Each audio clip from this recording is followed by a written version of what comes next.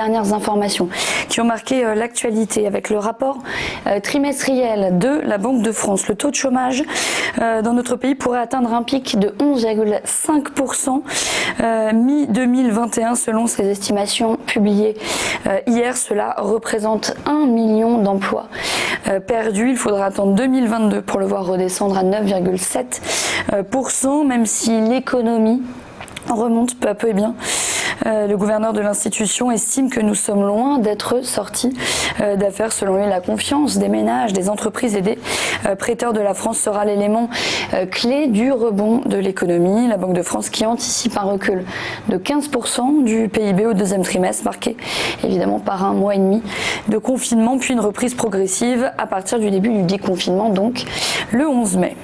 Le ministre de l'économie et des finances a annoncé hier que le plan de soutien à la filière aéronautique, frappée évidemment de plein fouet par la crise du coronavirus, est particulièrement conséquent. 15 milliards d'euros déployés. Bruno Le Maire a décrété l'état d'urgence pour sauver notre industrie aéronautique, pour lui permettre d'être plus compétitive mais aussi plus décarbonée en produisant l'avion vert de demain. Fin de citation. En effet, ce plan, il comporte 3 axes: la préservation de l'emploi, l'aide et la transformation des TPE et ETI sous-traitantes, mais aussi l'accélération donc de cette décarbonation des avions. Un avion zéro émission de CO2 devrait voir le jour dès 2035 selon les annonces du gouvernement.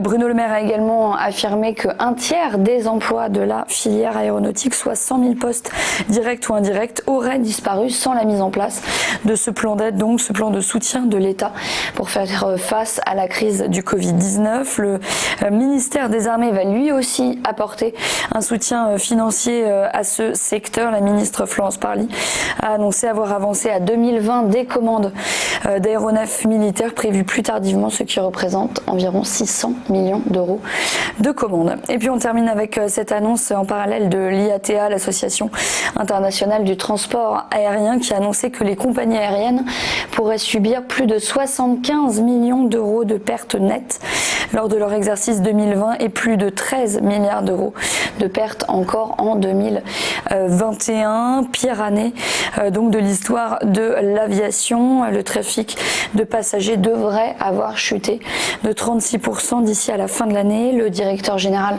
de l'IATA a alerté sur le niveau d'endettement à venir de ces compagnies aériennes. Si elles sont entrées cette année en bonne forme financière relative, eh bien les mesures d'aide financière prises par les gouvernements ont empêché les compagnies aériennes de faire faillite, mais ont gonflé la dette de plus de 400 millions d'euros, soit environ 92% des revenus attendus en 2021.